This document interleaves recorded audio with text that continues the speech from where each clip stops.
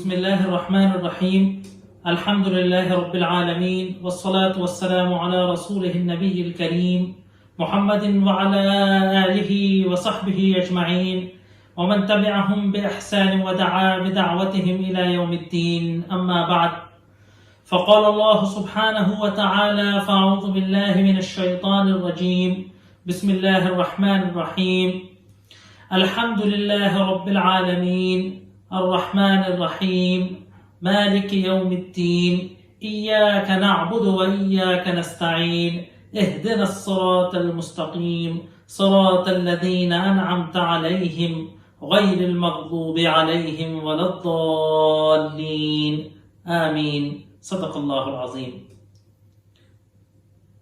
محترم ناظرین، السلام علیکم ورحمۃ اللہ وبرکاتہ.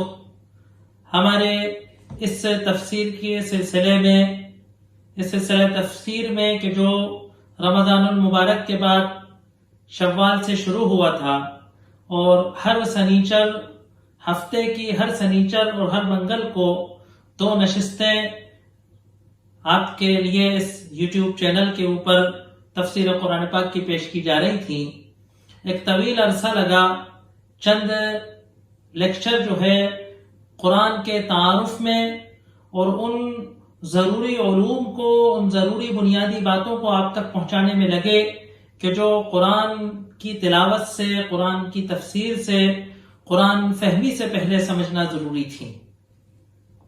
گزشتہ سابقہ لیکچر کے اندر اعوذ باللہ من الشیطان الرجیم کی جس کو تعوذ کہا جاتا ہے، اور بسم اللہ الرحمن الرحیم کے تعلق سے پچھلی 2 یا 3 لیکچر کے اندر گفتگو ہوئی تھی، اور یہ کہا گیا تھا کہ انشاءاللہ اگلے لیکچر میں جو ہے باقاعدہ تفسیر کا آغاز ہو جائے گا. لہٰذا آج انشاءاللہ سورہ فاتحہ کے تعلق سے گفتگو ہوگی. اور جیسا کہ آپ سے سابقہ لیکچر میں کہا گیا تھا کہ قرآن کو ایک ترکیب تو یہ تھی کہ اس کو سورہ فاتحہ سے شروع کیا جائے اور سورہ بقرہ سے شروع کیا جائے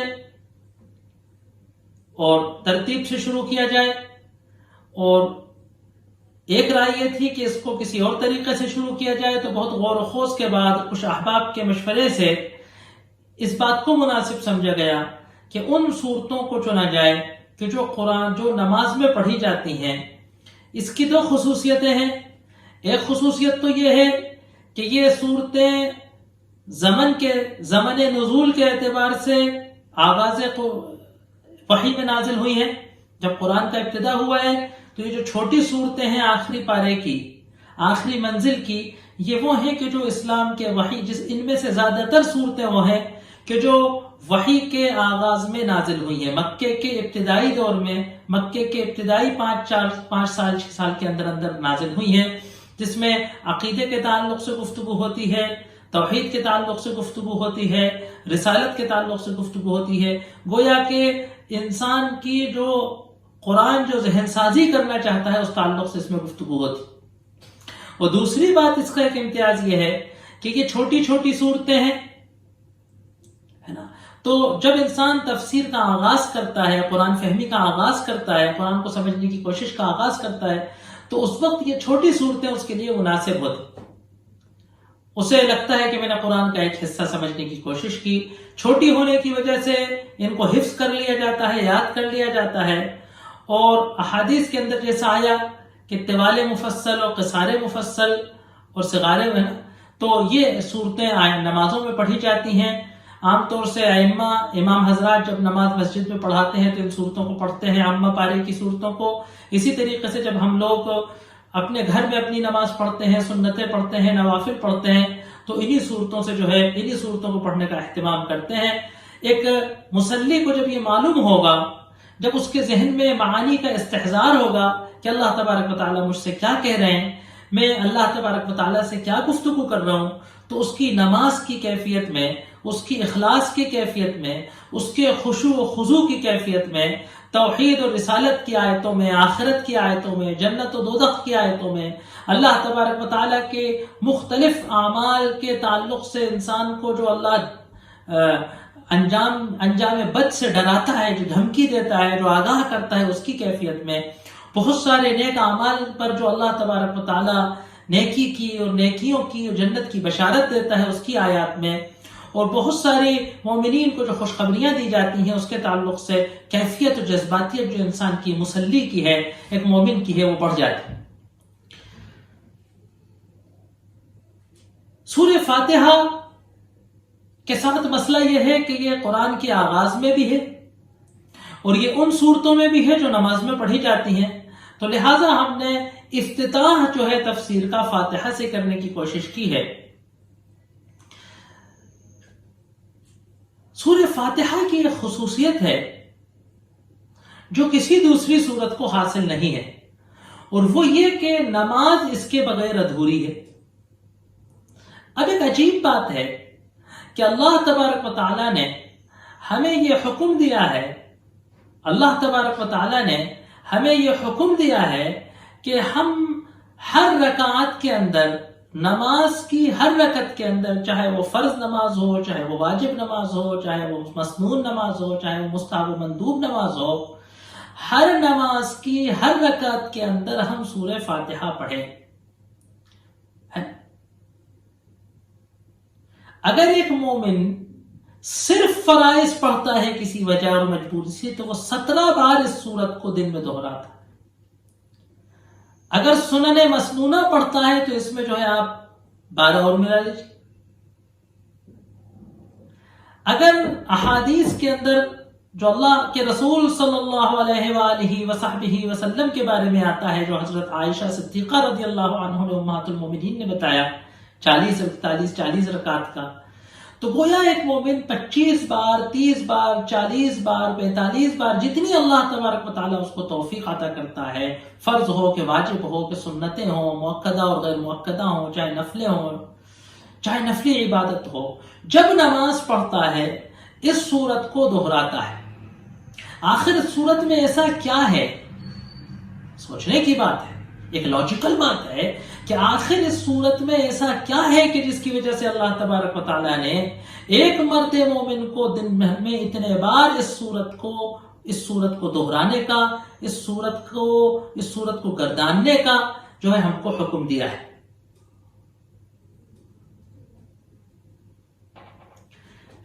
تو یہ غور کرنے کی بات ہے کہ اس صورت میں آخر ایسی کیا بات ہے، اس کے معانی میں کیا ایسا ہے کہ جس کے استحضار سے مومن کو، اس کی یاد دہانی مومن کو اتنی ضروری ہے کہ دن میں اتنے بار وہ اس کو دہراتا ہے نا۔ لہٰذا ہمارے لیے یہ بات بہت ضروری ہو جاتی ہے کہ ہم اس صورت کے مفہوم کو، اس صورت کی غرض و غایت کو سمجھنے کی کوشش کریں، ہے نا۔ ہم برسوں سے دن میں 30-40 بار ایک صورت کو دہراتے ہیں اور ہم اس کے معانی سمجھنے کی اگر کوشش نہیں کریں تو یہ سمجھیے کہ بڑی محرومی کی بات ہوگی۔ اس سورت کو کہا گیا ہے سورت الفاتحہ۔ جیسا میں نے قرآن کے تعلق سے، تعارف قرآن کے تعلق سے گفتگو میں آپ کو بتایا تھا کہ عربوں کا ایک مزاج تھا کہ وہ جس چیز سے محبت کرتے تھے یا جس چیز کی ان کی نگاہ میں بڑی خطرناکی ہے، بڑی اہمیت ہے، عظمت ہے، جس چیز کا ان کی زندگی سے بڑا قریبی رابطہ ہوتا ہے، اس چیز کے وہ بہت سارے نام رکھ لیا کرتے ہیں۔ ان کے اس جذبے کا قرآن میں بھی خیال رکھا گیا ہے، لہذا قرآن کے متعدد نام بتائے گئے۔ اسی طریقے سے سورہ فاتحہ کے بھی متعدد نام ہیں۔ علامہ قرطبی رحمۃ اللہ علیہ نے اپنی تفسیر میں سورہ فاتحہ کے 12 نام کی طرف اشارہ کیا کہ اس کے 12 نام ہیں۔ اگر ہم مختلف تفاسیر کی، مختلف احادیث کی کتابوں کے روایات میں اور کتابوں کو کھدالیں اور پھٹکائیں تو شاید ہمیں اس سے بھی اور زیادہ نام مل سکتے ہیں، لیکن موٹے موٹے نام جو ہیں کہ اس کو فاتحہ کہا جاتا ہے، سورۃ الفاتحہ یا فاتحۃ الکتاب۔ فتح یفتح، فتحن عربی میں کہتے ہیں کھولنے، آغاز، کیونکہ یہ سورت قرآن کے آغاز میں ہے۔ اس سے پہلے بھی تعارف قرآن میں ذکر آیا تھا کہ یہ پہلی قرآن کی سورت ہے جو پوری نازل ہوئی، یہ ابتدائی وحی کے اندر نازل ہوئی ہے. بلکہ اگر یہ کہا جائے، بعض مفسرین نے اس کو تحدید کی ہے کہ سورہ مدثر کے بعد جو ہے یہ نازل ہے. اور یقیناً آپ کو معلوم ہے کہ سورہ مدثر سے کے بعد نازل ہونے کا مطلب ہے کہ سورہ مدثر کی ابتدائی آیات کے بعد نازل ہوئی ہے، کیونکہ سورہ مدثر کا باقی حصہ تو بہت بعد کا ہے. ولید بن المغیرہ نے جس وقت جو ہے قرآن کو سنا اور قرآن کی بڑی تعریف کری، اور پھر ابو جہل کے اعتراض کرنے سے، ابو جہل کے ہڑکانے سے اس نے اپنی بات سے رجوع کیا، اس وقت سورہ مدثر کی باقی آیات نازل ہوئی ہیں. تو جو آغاز کی آیات ہے، اقرأ بسم ربک الذی خلق سب سے پہلی آیت ہے. اس کے بعد کہا جاتا ہے کہ سورہ مدثر اور سورہ مزمل کی جو آغاز کی آیتیں ہیں وہ سب سے پہلی آیتیں ہیں. اسی طریقے سے نون والقلم وما یسطرون ما انت بنعمت ربک بمجنون جو سورہ نون ہے 29ویں پارے میں، اس کی آغاز، اس کی ابتدائی آیات کے بارے میں کہا جاتا ہے. تو ان جو چند ابتدائی وحیاں ہیں کہ اقرأ بسم ربک الذی خلق اور یا ایھا المدثر کی ابتدائی آیات، اس کے بعد جو مکمل سورت نازل ہوئی ہے کہ اقلقت، وہ سورہ فاتحہ نازل ہے. تو یہ وحی کا آغاز ہے، یہ فاتحۃ الکتاب ہے. اس کا ایک نام ہے ام الکتاب، اس کا نام ہے سورۃ الحمد، کیونکہ سورت شروع ہوتی ہے الحمدللہ رب العالمین. تو الحمد ہے نا، بہت سارے جو بچوں کو پارا پڑھاتے ہیں، الف بے کا پارا پڑھاتے ہیں، نورانی قاعدہ پڑھاتے ہیں، اس کے بعد 30واں پارا پڑھاتے ہیں، تو اکثر لوگ کہتے ہیں کہ سب الحمدو کا پارا چل رہا ہے، جبکہ آپ کو معلوم ہونا چاہیے کہ وہ 29واں پارا سورہ عما یتساءلون سے شروع ہے اور وہ عما پارا کہا جاتا ہے. الحمد اسی کے تناسب سے کہا جاتا ہے کہ کیونکہ بچوں کو چھوٹی چھوٹی صورتیں الٹی پڑھائی جاتی ہیں، سب سے پہلے سورہ فاتحہ پڑھائی جاتی ہے تو اس کو الحمدو پارا کہا. اسی طریقے سے الحمد سورۃ الحمد، وہ سورت کے جس میں حمد کا ذکر ہے، جس میں اللہ کی تعریف، اللہ کی توصیف، اللہ کی حمد و ستائش کی گئی.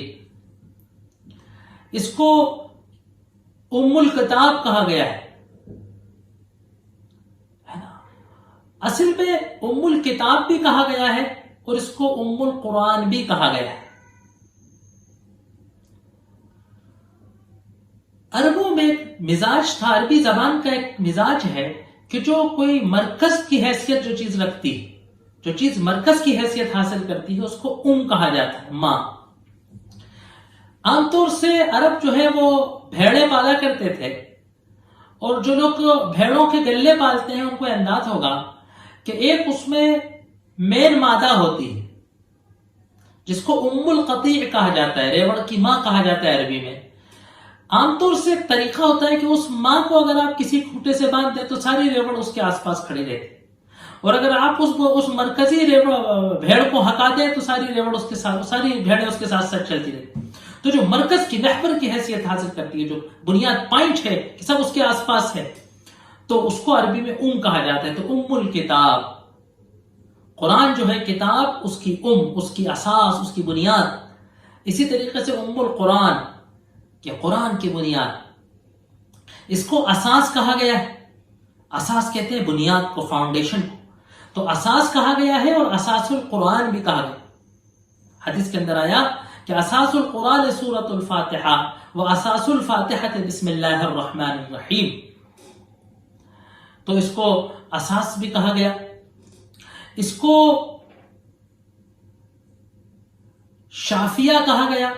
اس کو جو ہے وہ سورۃ الشفا کہا گیا، شفا کی سورت ہے نا، کہ اس کو اگر جو ہے نا برکت تبرک کے لیے اس کو پڑھ کر مریضوں پر پھونک دیا جاتا ہے، اس کو اپنے اوپر پڑھ کر پھونکا جاتا ہے نا. اس کو سورۃ الشفا کہا گیا. اس کو دعا کہا گیا، یہ دعا بھی ہے. سورہ فاتحہ بطور دعا بھی استعمال کی جاتی ہے نا. اس کو وافیہ اور کافیہ، وفا یفی کہتے ہیں پوری ہونا. اگر اس کے بغیر ہے نا، اس کے بغیر نماز پوری نہیں ہوتی. آدھی سورہ فاتحہ پڑھیں گے تو نماز نہیں ہوگی. وفا یفی پوری پڑھنے والی. کافیہ اگر خالی اس کو پڑھ لیں گے تو کافی ہو جائے ہے نا. فرض نماز کے تیسری اور چوتھی رکعت میں خالی اس کو پڑھ لیتے ہیں، پوری ہو جاتی. تو اس طریقے سے سورت کے بہت سارے نام ہیں ہے نا، جس میں بنیادی نام جو ہیں وہ 3 ہیں: فاتحۃ الکتاب، اور ہاں ایک اس کا نام ہے سبع المثانی، مسانی اس کا نام، اور انزلنا الیک سبعا من المثانی والقرآن العظیم، ہے نا. تو مثانی کہتے ہیں ثنا یثنی، بار بار دہرنے والی چیز، اور سبع مثانی 7 دہرنے والی آیتیں. تو کہا آتا ہے نا کہ سبعا من المثانی، ہم نے تمہیں 7 ایسی آیتیں دی ہیں کہ جو بار بار دہرائی گئے. اس کو قرآن العظیم بھی کہا گیا ہے نا، کہ قرآن عظیم، یعنی یہ پورے قرآن عظیم کے بدلے میں. تو اس کو مختلف نام اس کو دیے گئے ہیں مختلف. میں نے جیسے آپ سے کہا کہ علامہ قرطبی نے تو 12 گنائے، آپ چاہیں تو اس کو اور بھی تلاش کر سکتے ہیں روایات کے اندر، مختلف تفاسیر کے اندر جب ہم پڑھتے ہیں تو اس کے بہت سارے نام اور بھی ملتے ہیں. لیکن یہ وہ مشہور اقوال ہیں کہ جو مستند روایات میں مشہور و معروف حدیث کی کتابوں کے اندر آئے.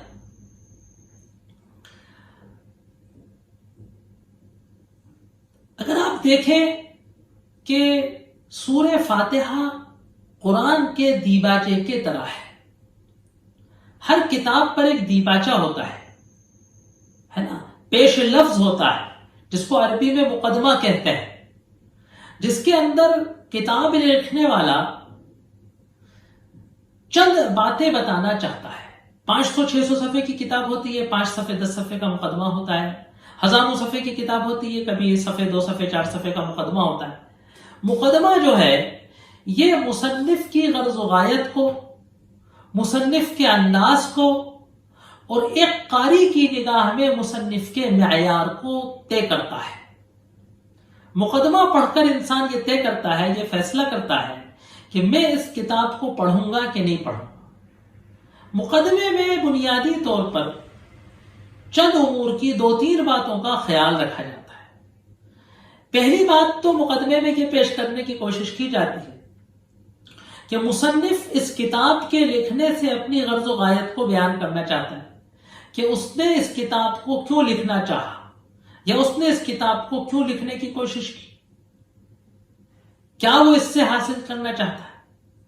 اور دوسری بات یہ بتائی جاتی ہے کہ اس کتاب کا مضمون کیا ہے، اس کتاب میں گفتگو کن عنوانات پر ہونی ہے. یا ایک طرح سے آپ یہ کہہ سکتے ہیں کہ بنیادی طور سے کتاب میں کیا ڈسکس کیا جانا ہے، اس کا خلاصہ یا اس کی سمری کو بہت اچھے انداز میں کتاب کا ماحصل جو ہے وہ دیباچے میں اور پیش لفظ میں مقدمے میں بیان کرنے کی کوشش کی جاتی ہے. اس تناظر میں اگر ہم دیکھیں کہ سورہ فاتحہ اور قرآن، اگر ہم دیکھیں تو سورہ فاتحہ پورے قرآن کی غرض و غایت کو بھی ایک طریقے سے بیان کرتی ہے، اور ایک طریقے سے اگر دیکھیں تو پورے قرآن کے مضامین کو کہ جس کو قرآن نے مختلف انداز سے مختلف جگہوں پر مکی اور مدنی صورتوں میں کہیں چھوٹا اور کہیں بڑا، کہیں مختصر تو کہیں تفصیلی انداز سے بیان کیا ہے، دلائل اور ثبوتوں کے ساتھ بیان کیا ہے، انسان کی فہمائش و فہم کے ساتھ بیان کیا ہے، ان کو سورہ فاتحہ کے اندر مختصر انداز سے اس کے طرف اشارہ کیا ہے. گویا پورے مضامین کو کمپریس کر دیا گیا ہے 7 سورہ فاتحہ کی اس مختصر سی 7 آیتوں کے اندر. پورے طریقے سے آپ کو پتہ چل جائے گا کہ قرآن میں کیا ہے. اللہ کی تعریف، تو اس میں اللہ کی تعریف ہے، اس میں اللہ کی ذات اور اس کی توحید کا اشارہ ہے، اس میں اللہ کی صفات. تو ایک علم ہے الہیات جو اللہ کی ذات اور صفات کا اثبات، اللہ کی ذات اور صفات کو جان. دوسرا موضوع ہے عبودیت، توحید، کہ عبادت کا تصور اور اللہ سے استعانت کا تصور، جو پوری شریعت کا ماحصل ہے، پوری شریعت کے احکام کا جو ماحصل ہے کہ اللہ کی عبادت کی جائے، اللہ کی استعانت کی. اور پھر اس کے اندر پوری قرآن میں جو شریعت کے احکامات بیان کیے گئے ہیں، چاہے وہ فرائض و واجبات ہوں، چاہے وہ محرمات اور منکرات سے بچنے کا حکم ہو، چاہے وہ فضائل اور اخلاقیات ہوں، چاہے وہ معاشرے کے اور معاملے کے اور معاشیات کے معاملات ہوں، چاہے وہ امور واجبہ ہوں یا امور مستحبہ ہوں، جو کچھ فضائل کا، مسائل کا، شریعت کا، احکامات کا ذکر ہے، اس سب کے طرف اشارہ ہے صراط مستقیم پر، کہ زندگی گزارنے کا جو صحیح راستہ ہے جو قرآن بیان کرتا ہے اپنی مختلف ہدایات کے اندر، تو چنانچہ صراط مستقیم کا ذکر ہے، اور صراط مستقیم کو چاہنے کی، صراط مستقیم کو حاصل کرنے کی کسک اور صراط مستقیم کو حاصل کرنے کی طلب کا ذکر ہے۔ اخیر کے اندر دو روشیں ایسی کہ جن سے اللہ، ایک تو وہ کہ جن سے اللہ ناراض ہوا ہے، اور ایک وہ کہ جو گمراہ ہو گئے، ان کی روش سے بچنے کا ہے نا، ان کی روش سے بچنے کی دعا کا تذکرہ ہے۔ تو گویا جو ہے تمام چیزیں جو ہے احکامات کی، چاہے وہ اللہ کی ذات و صفات ہوں، چاہے وہ توحید ہو، چاہے وہ آخرت ہو، مالک یوم الدین، آخرت کا ذکر، کہ جو آخرت کا عقیدہ ہے کہ جس پر دنیا کی زندگی کی، جس پر دنیاوی زندگی کی راہ، دنیا کی زندگی کی راستگاری، دنیا کی زندگی کی صلاح کا دار و مدار آخرت کے تصور کے صحیح ہونے پر ہے، اس کا بھی اس چھوٹی سی صورت کے اندر تذکرہ ہے۔ تو اللہ کی ذات کا تذکرہ ہے، صفات کا تذکرہ ہے، راز آخرت کا تذکرہ ہے، عبودیت کا تذکرہ ہے، استعانت کا تذکرہ ہے، صراط مستقیم کا تذکرہ ہے، شریعت کے احکام کا مطالبہ ہے، اور گمراہوں کے راستے سے، بھٹک جانے والوں کے راستے سے، سرکش اور عناد کر دینے والوں کے راستے سے بچنے کی دعا بھی ہے۔ دوسرا ایک اینگل اگر دیکھا جائے تو یہ ایک دعا ہے، اگر ہم انشاءاللہ اس کو جب اس کی تفسیر کریں گے اس کی آیات کی، تو اس کو دعا کے اینگل سے بھی دیکھیں۔ اور دعا کیا ہے؟ دعا یہ ہے کہ ایک بندہ مومن دن میں 40 بار، 30 بار، اور کم سے کم 17 اور 3 وتر ملا لیے تو 20 بار اللہ تبارک و تعالی سے یہ دعا مانگتا ہے کہ وہ اس کو صراط مستقیم دکھائے، وہ اس کو صراط مستقیم کی طرف اس کی رہبری کرے، ہدایت کرے۔ اور جیسے کہ میں نے آپ کو بتایا تھا کہ یہ قرآن کتاب ہی ہدایت کی، اس کتاب کا موضوع ہی ہدایت ہے، اس کتاب کا موضوع ہی ہدایت ہے، انسان کی ہدایت اس کا سبجیکٹ ہے۔ تو انسان اللہ سے صراط مستقیم کی ہدایت، صراط مستقیم کی رہنمائی، صراط مستقیم کی طرف رہبری کا مطالبہ کرتا ہے، اور اللہ تبارک و تعالی نے اس کی اس دعا کو قبول کرتے ہوئے، اس کی اس دعا کو قبول کرتے ہوئے پورا 30 پاروں پر مشتمل، 113 صورتوں پر مشتمل پورا قرآن اللہ تبارک و تعالیٰ نے اس کے سامنے پیش کر دیا کہ جو اس کو صراط مستقیم کی رہبری کرنے میں مدد کرتا ہے، اور غیر المغضوب علیہم ولا الضالین، وہ کہ جن کی روش پر اللہ ناراض ہو گیا، جن سے اللہ ناراض ہو گیا، ان کی روش سے بچنے، اور جو گمراہ ہو گئے ان کی روش سے بچنے کی اللہ تبارک و تعالیٰ ان کو پوری تیاری اس قرآن کے اندر دے دیتا ہے۔ تو یہ تناسب سورہ فاتحہ کا قرآن سے ہے، اور یہ سورہ فاتحہ کے مضامین کی اہمیت ہے کہ اس کو جو ہے ہر نماز میں دہرانے کا حکم ہے۔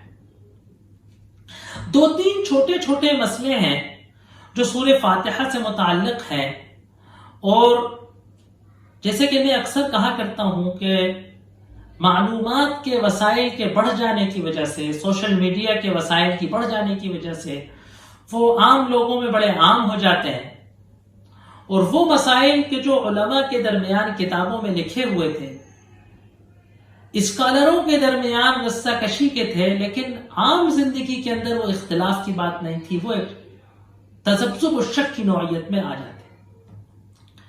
پہلا مسئلہ تو یہ ہے کہ سورہ فاتحہ کا قرآن میں پڑھنے کا کیا حکم ہے؟ وہی قرآن میں کہہ رہا ہوں، سورہ فاتحہ کو نماز میں پڑھنے کا کیا حکم ہے؟ ہاں اوپر سورہ فاتحہ کے ناموں میں ایک نام رہ گیا الصلاۃ. الصلاۃ کہتے ہیں سورہ فاتحہ، یعنی نماز سے ایسا اس کا چولی دامن کا تعلق ہے کہ سورت ہی کو الصلاۃ نماز کہہ دیا گیا. تو سورہ فاتحہ نماز میں پڑھی جاتی ہے، چاہے وہ حنفی ہو کہ شافی ہو کہ مالکی ہو کہ حنبلی ہو کہ سلفی ہو کہ مقلد ہو کہ غیر مقلد ہو، ہر انسان سورہ فاتحہ کو نماز میں پڑھتا ہے. سوال صرف اتنا ہے کہ فقہی اعتبار سے علماء کرام کے درمیان یہ بحث ہوئی کہ اس کا درجہ کیا ہے، کیا یہ پڑھنا ضروری ہے، اس کے پڑھے بغیر نماز نہیں ہوگی یا ہوگی. احناف نے کہا ہے کہ سورہ فاتحہ پڑھنا نماز میں فرض نہیں ہے. 3 آیتیں فَقْرَؤُوا مَا تَيَسَّرَ مِنْهُ، ہے نا، قرآن حدیث میں فقرہ ما تیسر، جو تمہیں میسر ہو وہ قرآن پڑھو.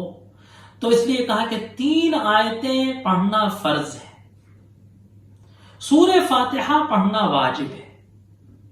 یہ حنفی فقہ کی ٹیکنیکل، حنفی فقہ کے اندر ٹیکنیکلیت اتنی ہے کہ اگر کوئی نگاہ رکھنے والا ہوتا تو اش کر بیٹھتا کہ کیا بات کری. لیکن مزے کی بات یہ ہے کہ لوگ اس کو کہتے ہیں کہ صاحب دیکھیے حنفی فقہ نے تو ایسا کر دیا. کیا پیاری بات کری کہ فقرؤ ما تیسر کو دیکھتے ہوئے 3 آیتیں پڑھنا فرض ہیں اور سورہ فاتحہ پڑھنا واجب. واجب اور فرض میں کوئی بہت زیادہ فرق نہیں ہوتا. عملی اعتبار سے فرض واجب پہ کوئی فرق نہیں ہے. واجب کا مطلب کہ پڑھنا ضروری، بس فرق صرف اسٹیٹس کا ہوتا ہے. فرض اور واجب میں صرف اسٹیٹس کا فرق ہے، عملاً کوئی زیادہ فرق نہیں. اور بعض علماء کہتے ہیں کہ سورہ فاتحہ پڑھنا نماز میں فرض ہے. یہ ایک چھوٹا سا اختلاف ہے. واجب چھوڑنے سے، سجدے سہو کرنے سے نماز ہو جاتی ہے، اور فرض چھوٹ جائے تو نماز ہوتی ہی نہیں. یہ ایک چھوٹا سا فرق ہے مسئلے کا. دوسرا مسئلہ ہے جو بڑا معرکۃ الآراء مسئلہ ہے، بڑا اختلافی مسئلہ بنا ہوا ہے، اور سوشل میڈیا پہ بڑے نامناسب قسم کے بے باک ویڈیو آئے دن آتے رہتے. جو مسئلہ اختلافی نہیں ہے اس قدر، اس کو اس قدر اختلافی بنانا، یہ خود کسی عالم کے، یہ خود کسی اسکالر کے علوم شریعت کی حقیقت سے ناواقف ہونے کی علامت ہوتی ہے. وہ ہے القراءۃ خلف الامام، کہ جماعت کی نماز میں مقتدی کو امام کے پیچھے سورہ فاتحہ پڑھنا چاہیے کہ نہیں پڑھنا چاہیے. یہ بڑا معرکۃ الآراء اختلاف ہے. یہ وحید ایک مسئلہ ہے فقہ کے اندر کہ جس میں امام ابو حنیفہ کہتے ہیں کہ اگر مقتدی نے امام کے پیچھے سورہ فاتحہ پڑھی تو اس کی نماز فاسد ہو جائے گی، اور امام شافعی کہتے ہیں کہ اگر مقتدی نے امام کے پیچھے سورہ فاتحہ نہیں پڑھی تو اس کی نماز نہیں ہوگی. یعنی امام ابو حنیفہ کے اعتبار سے اگر ہوگی تو امام شافعی کے اعتبار سے نہیں ہوگی، اور امام شافعی کے اعتبار سے اگر ہوگی تو امام ابو حنیفہ کے اعتبار سے فاسد ہو جائے گی. ایک وحید ایک ایسا مسئلہ ہے نماز کے مسائل میں کہ جو انتہا پسندی پر مبنی ہے. امام ابو حنیفہ کہتے ہیں کہ مقتدی امام کے پیچھے سورہ فاتحہ نہیں پڑھے گا، نہ جہری نماز میں نہ سری نماز میں. قرآن میں آیا ہے کہ اذا قرئ القرآن فاستمعوا له وانصتوا، جب قرآن پڑھا جائے فاستمعوا له تو اس کو سنو، وانصتوا اور خاموش رہو. اللہ کے رسول صلی اللہ علیہ وسلم نے فرمایا مالی انازع القرآن، آپ نے امامت کری، لوگوں نے آپ کے پیچھے سورہ فاتحہ پڑھی آواز سے، آوازیں ہوئی. میں نے کہا کہ کیا بات تھی، میں قرآن میں مجھ سے کوئی جھگڑا کر رہا تھا، ہے نا. ایک اور روایت میں آیا کہ امام اس لیے ہے کہ اس کی پیروی کرو. فَإِذَا كَبَّرَ الْإِمَامُ فَكَبِّرُوا، جب امام اللہ اکبر کرے تو تم بھی اللہ اکبر کرو. وَإِذَا قَرَأَ الْإِمَامُ فَانصِتُوا، جب امام قرأت کرے تو تم خاموش رہو. یہ روایات موجود ہے. درجے پر کچھ بحث ہو سکتی ہے، کوئی اس پر بحث کر سکتا ہے، کوئی اس پر بحث کر سکتا ہے، بہرحال ذخیرہ حدیث میں موجود یہ روایتیں ہیں۔ امام شافعی رحمۃ اللہ علیہ فرماتے ہیں کہ امام مقتدی امام کے پیچھے سورہ فاتحہ پڑھے گا، چاہے جہری نماز ہو چاہے سری نماز۔ وہ کہتے ہیں کہ روایت ہے کہ لا صلاۃ لمن لم یقرأ بفاتحۃ الکتاب، جس نے فاتحۃ الکتاب نہیں پڑھی اس کی نماز نہیں ہوئی۔ وہ اس حدیث کو بنیاد بناتے ہیں۔ احناف اس کا جواب دیتے ہیں کہ حدیث کے اندر آیا کہ جس کا کوئی امام ہے تو امام کی قرات اس کی قرات ہے نا۔ تو اس میں بہت طویل علمی بحثیں ہوئی ہیں، بڑے بڑے صفحات سے ہوئے ہیں۔ اس کی پوری مباحث کی بہرائی و بیرائی کو جانے بغیر اس پر ویڈیو بنا کر چھوڑ دینا انتہائی غیر ذمہ دارانہ حرکت ہے۔ تیسرا قول ہے امام مالک رحمۃ اللہ علیہ کا۔ وہ فرماتے ہیں کہ جہری نماز میں جس میں امام زور سے پڑھتا ہے، مقتدی سورہ فاتحہ امام کے پیچھے نہیں پڑھے گا، اور جو سری نماز ہے جس میں امام دھیرے سورہ فاتحہ پڑھتا ہے، ہمیں سنائی نہیں دیتی، اس میں مقتدی جو ہے سورہ فاتحہ پڑھے گا۔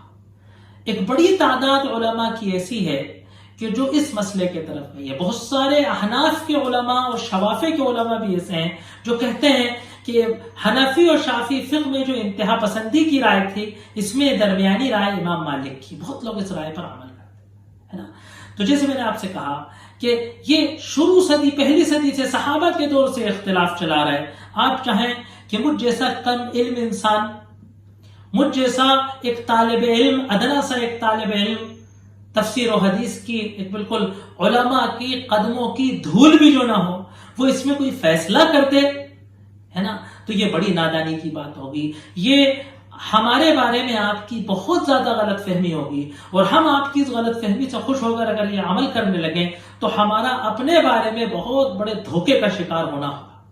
لہٰذا ان اختلافی مسائل میں کہ جو صحابہ کے دور سے چلے آ رہے ہیں اور آج تک حل نہیں ہوئے ہیں، ہم توقف اختیار کریں گے۔ جو جس مسئلے کو مناسب سمجھتا ہو، جس کی تحقیق یا جو جس عالم پر اعتماد کرتا ہو اور اس کی تحقیق پر عمل کرے، دوسرے کے عمل پر نقطہ چینی نہ کرے، دوسرے کو غلط یا گمراہ قرار دینے کی کوشش نہ کرے۔ اللہ تبارک و تعالیٰ کی یہاں بڑی وسیع رحمت ہے نا، وہ ہر ایک کے عمل کو، ہر ایک کی نماز کو اگر اخلاص سے ہے تو قبول کرتا ہے۔ ان چھوٹے چھوٹے ٹیکنیکل مسائل سے کسی کی نماز ہونا یا نہ ہونے کو اگر جوڑ دیا جائے تو یہ اللہ کی بہت بڑی رحمت کو سمیٹ دینا۔ ہم بخیل ہیں اس لیے ہمیں لگتا ہے نماز نہیں ہوتی۔ اللہ بڑا رحیم و کریم ہے، بڑا وسیع ہے، اس کی یہاں ہر ایک کی عبادت بشرط اخلاص اور خشوع سے اگر کی جاتی ہے تو وہ قبول فرماتا ہے۔ انشاءاللہ سورہ فاتحہ کی تفسیر اور اس کے تعلق سے کچھ باتیں ہیں، ان کو کرنے کی کوشش کی جائے گی آئندہ، ہے نا۔ وآخر دعوانا ان الحمدللہ رب العالمین۔